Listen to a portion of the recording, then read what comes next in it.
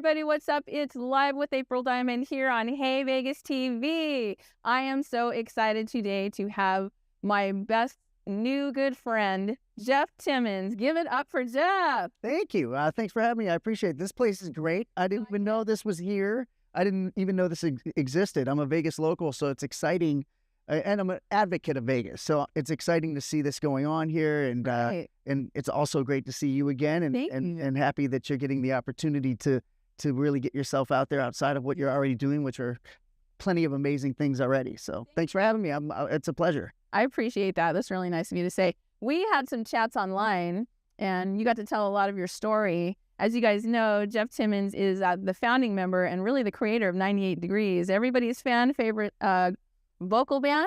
Well, look, yeah, we consider ourselves a vocal group. I mean, we're influenced by Boys to Men and groups there, but there were no boy bands out when we decided to put ourselves together. Right. But, you know, years later, we kind of got lumped into that boy band thing, which we didn't like because of the connotations with boy bands that you can't sing live, and, you know, you're put together by some Svengali or some super producer or some label. Yeah. And we put ourselves together and we're inspired by vocal groups. But we're associated with the Backstreet Boys and NSYNC, which are legends and dear friends of ours.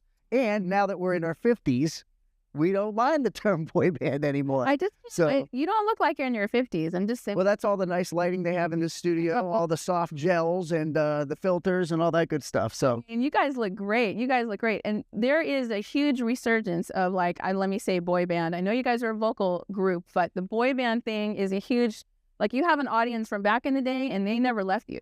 Yeah, I mean, that's what's great about it. Certainly when we started the group, you know, I started the group in college with some guys trying to impress girls. So when you start a group like this and you're trying to croon and, you know, you don't expect that you're going to do all the stuff for teenage and preteen girls. So that being said, years later, we're lucky that we had that younger audience because it allows us to do what we're doing for a living, you know, 30 years later now. They're all grown up. They have, you know, kids of their own that they're introducing our music to. And, you know, we get to go out as middle-aged guys now and still live the dream, get up and sing songs for a living. And, you know, they're more enthusiastic and excited and rambunctious than ever. Right. So it's a blessing. It really is. That's awesome. And, and you know that because you've got your own tribe at home. Yeah. You got your kids, and they're seeing the resurgence of the popularity of you and your band. Like, that must be, you know, kind of a fun full circle moment. Well, look, no pun intended. Yeah, it's called full circle. In store soon. But yeah, well, look, I think, you know, I'm remarried. So my wife and I, we both had 2 kids from our previous marriage. We have one together. So when we got together, it was like the Brady Bunch. And, you know, my 2 older kids, I was just kind of focused on being their dad. So, you know, we had a big hiatus of about 11 years.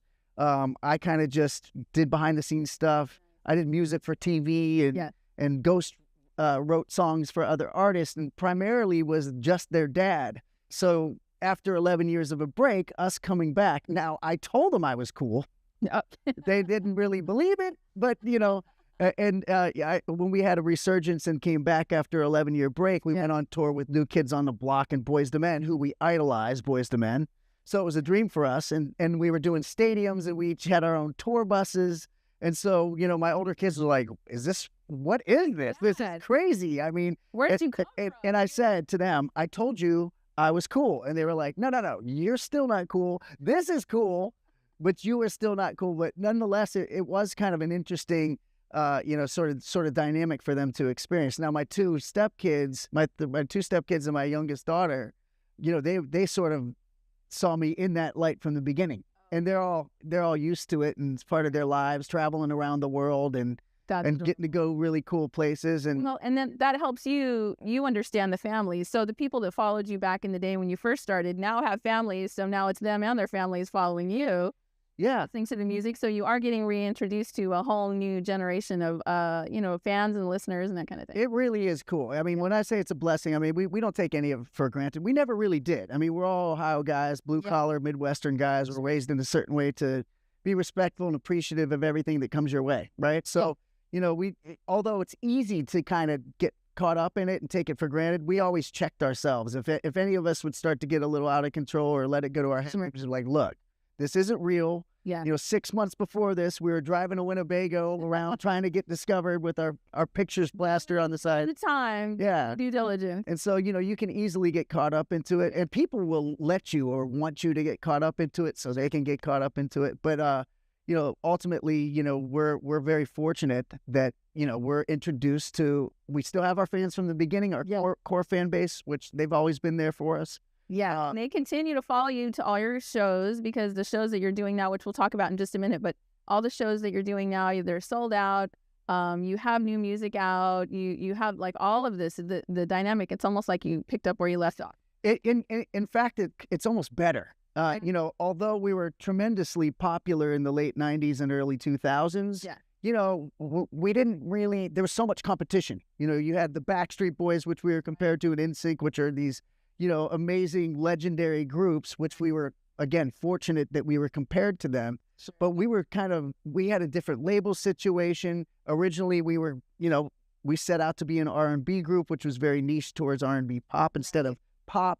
So we were streaming, kind of swimming upstream to kind of get that sort of notoriety and attention that they got. But now, years later, the association, people assumed that we were as massive as those groups. And don't get me wrong, we were popular, but not nearly as popular. But now they're coming out in droves. They just assume, we're in that same niche. Yeah, and everybody has their niche. As a vocal group, you guys have that distinguishing quality, but you're still that boy band. So you cross both of those labels, right?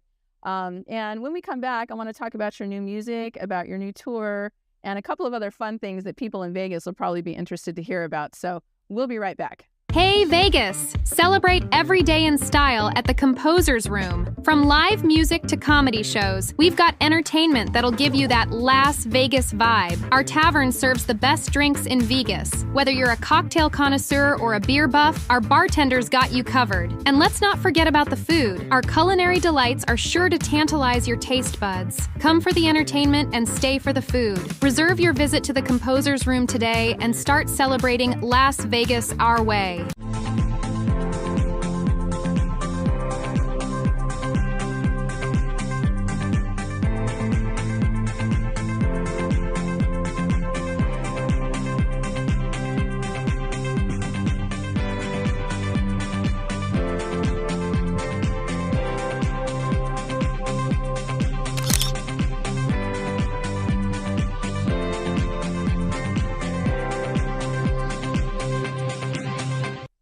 All right, you guys, we are back live with April Diamond with the one, the only Jeff Timmons from 98 Degrees. But also, you have multiple things going on, and I did some Googling of you. Oh, wow. I can't know what you wish for when you do that.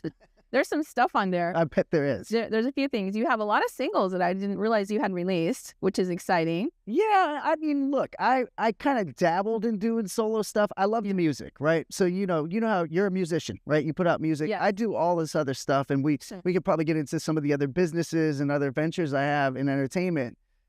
You have to learn the business and have to diversify yourself just to do music, right? Correct. And so, I've released songs, I've never really gotten with a major label, sort of our window passed, and then, they kind of, outside of Justin Timberlake, they really didn't really care about any of the other solo artists for boy bands and stuff like that. So I didn't really pursue it. I mean, I couldn't even get a major to even listen to the music at that time. Wow. So I just have released things here and there that I've been passionate about along the way. I'm thankful that you know about that. But I love being in the studio, love music. Occasionally I'll go, all right, I'll release it and see what it does.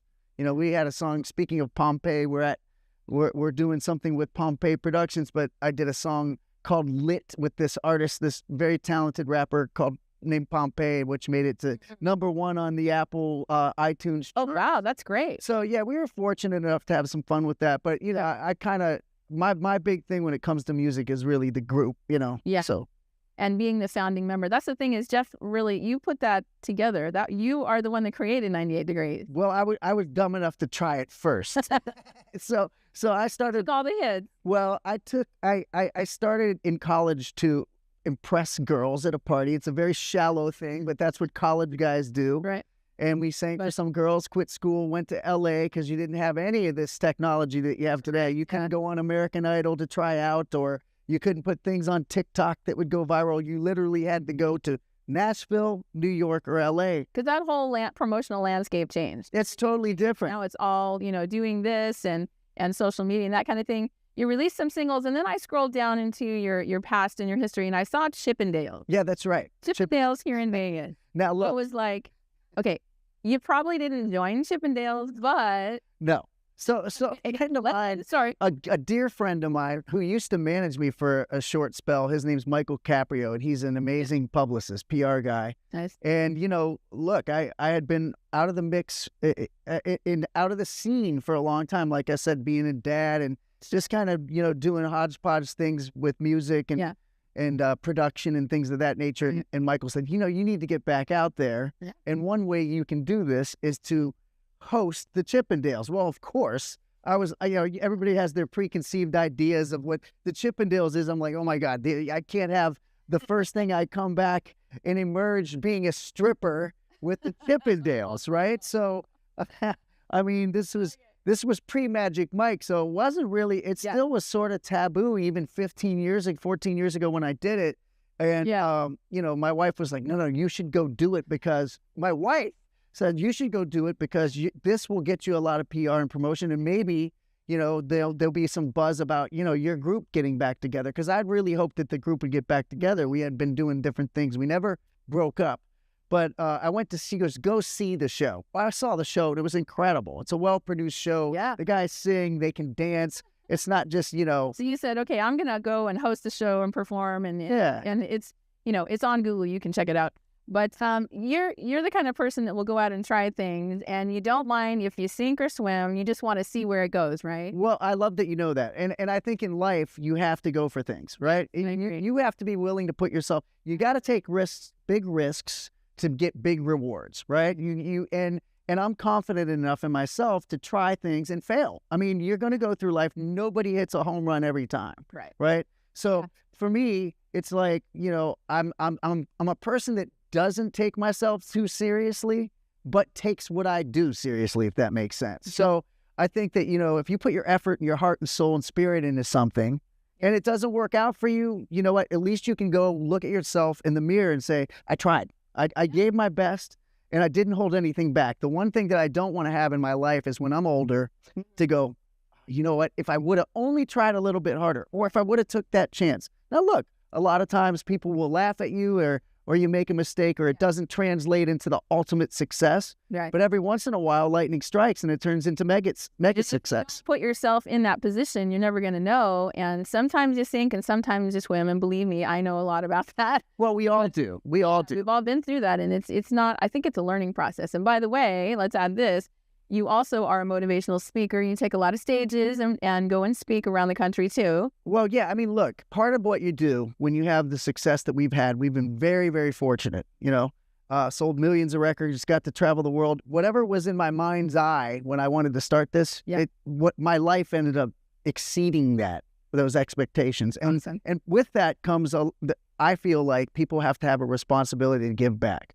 And you don't have to necessarily do it publicly. You can do it privately. Sure. It's just something that I feel is, karma or the energy of reciprocating the blessings that you got, however you want to frame it. Yeah. Not to bring religion into it or the universe or God, whatever you believe in. I feel like if you're getting this sort of energy, you've been rewarded for your efforts, that it's only natural to give back. And one of those things that I like to do is just get in front of people and tell them my story. Yeah. Tell them that I'm a human being that tries and fails, but also gets myself into the mindset of putting things together, self-belief, and sort of manifesting what you go out to do. In the music business, you need that because you got to almost motivate yourself most of the time. It is a hard business, and a lot of businesses are really hard, but the entertainment business is brutal. And we're gonna talk more about, when we come back, we're going to talk more about the music that you're currently doing. We're going to talk about what's coming up. Great. And I'm going to see if I can find some more stuff on you. Dirt. We're the best though. I love it. This is so much fun. We'll be right back with Jeff Timmons. Hey Vegas! Celebrate every day in style at the Composer's Room. From live music to comedy shows, we've got entertainment that'll give you that Las Vegas vibe. Our tavern serves the best drinks in Vegas. Whether you're a cocktail connoisseur or a beer buff, our bartenders got you covered. And let's not forget about the food. Our culinary delights are sure to tantalize your taste buds. Come for the entertainment and stay for the food. Reserve your visit to the Composer's Room today and start celebrating Las Vegas our way.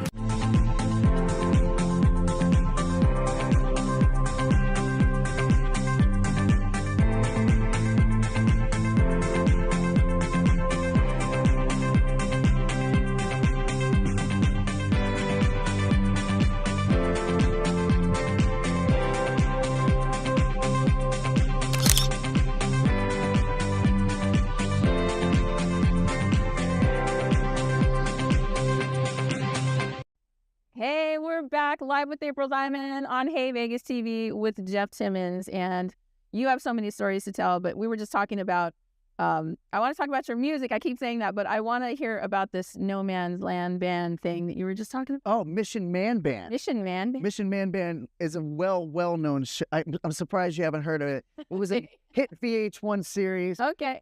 No, it wasn't. It was nobody watched it. It lasted one season, and that was it. It kind of came at a weird time when all the pop music was sort of on a hiatus. But really? They had this brilliant idea of taking guys from from different groups and putting them into one boy band, which today would be really incredible because of the resurgence we spoke about earlier, and the sort of thirst for this. Happening now. We'll talk about that in a second. But tell me about that. Mission Man Band was a VH1 show, and they put Chris Kirkpatrick, Brian Abrams, Chris Kirkpatrick from NSYNC, of course, everybody knows that. Brian Abrams from Color Me Bad, which wasn't really a boy band, it was an R&B group, but okay. He's an amazing singer. Rich Cronin from LFO, who was a dear friend of mine. He sadly passed away, but he was an amazing talent, really close friend. And myself, and they put us in a house and gave us a bunch of adversity and adverse situations that we probably were set up to fail, which made but it was a really, really great experience in that it took us outside of our comfort zone. We had been used to having all this success and all this adulation, and then they put us in vulnerable situations on camera, and it sucked. It wasn't cool, and we looked bad on TV. But ultimately, Why did you say you looked bad on TV? Well, look, for example, our first performance live together was in an Orlando Magic basketball game. Okay, that's not exactly our fan base. It's a bunch of guys, so they wanted us to get boo. And Right. in fact, the production team actually put plants in the arena to boo us. And then it was supposed to be like sort of a humbling experience. And then the arc was, we came off at the end with a good performance at a club, but nonetheless, it was a great experience because it was hard, And now it's hard to get booed. Well, you don't want to get it's hard to get booed, but it's also, we had only experienced we were coming off the highest of highs, ultimate success, traveling the world on private jets and playing arenas to then it all kind of gets shut off like a faucet and you got to come back. The faucet's turned back on. Yeah. Okay. And I want to talk about, I think you guys 98 Degrees just released a new single. We did. Yeah. We released a new single called Got You, which is an amazing song. It's a great song. Thank you. Nick Lachey co-wrote it with Alex Cantrell. Lachey, come on live with April Diamond on Hey Vegas. We want to talk to you. All you guys. He's great. And he also wrote Soul Shock. I believe kind of wrote it as well with them. And it's just sort of, when you do music like we've been doing for so many years, you think that you need to try to evolve, and certainly you do as a musician, right? But our fan base likes the ballads. But maybe we need to dance. Maybe we need to do up-tempo club songs. Maybe you just adjust it up, or maybe you need to add dance music, whatever. But I like your authenticity. You guys do what you do. Well, we got back to it. We got back to it, and the fans love it, and it sounds like a 98 Degrees sounding song. Right. And we did what a lot of people were doing, and sort of Taylor Swift has made it, kind of brought it to the forefront, which is re-recording your own masters, right? Re-recording your own songs so you have ownership of your music. And for us, it's like, sure, you make money from that if it does well, but really it's just kind of about owning your stuff. You recorded it, you made it popular, and most of the record labels own it, which is odd, right? Yeah. So we've done that. So the album, it's called Full Circle. You had mentioned earlier, everything's full circle. Well, we've come full circle with our careers. Our our fans are back. Our music is back. Good. We're back. Where can they find your music right now? You can go on 98degrees.com and find the links. The album comes out. Pre-save the album. It comes out May 9th. May 9th. Worldwide. Yeah. So we're just super excited and thrilled and blessed and fortunate to still be doing what we're doing this many years later. It's so incredible, but it's a testament to the fact that your fan base loves you and they loved what you did. They love the stories that you told, and you guys are authentic telling your story. Well, there's no other way for us to be. I mean, look, we obviously you want to have the mystique of being a star and all that stuff, but we've kind of prided ourselves on being those guys that everybody could relate to throughout the years. We felt like that set us apart, right? And I think it's working really well. Thank you. It's working really well. I really appreciate it. And I'm going to listen. I'm going to pre-save your new album. Tell us again what it is so people don't forget. Called Full Circle. Just go to our website, 98degrees.com, or any of our socials. It's all 98 Degrees, and you can find out anything that's going on, shows that are coming up, and all that good stuff. I say that because sometimes we have to say it twice to remind people. So yeah. All right. We'll be right back with Jeff Timmons.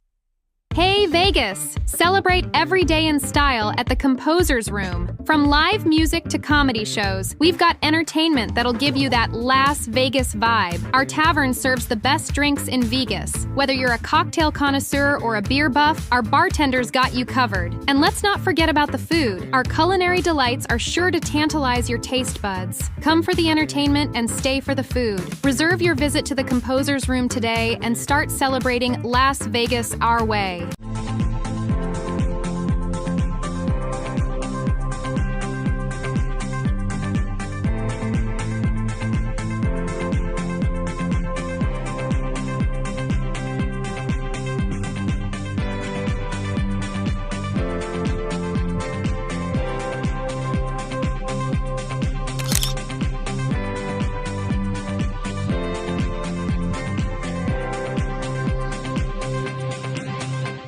All right, we're back with Jeff Timmons and talking about 98 Degrees and the fact that you guys are about, well, you've always been together, even the time passed and we didn't see you, but you've got some big things coming in the works. And I want to talk about Boy Band Symphony real quick. Of course. I heard about that. This is an amazing thing.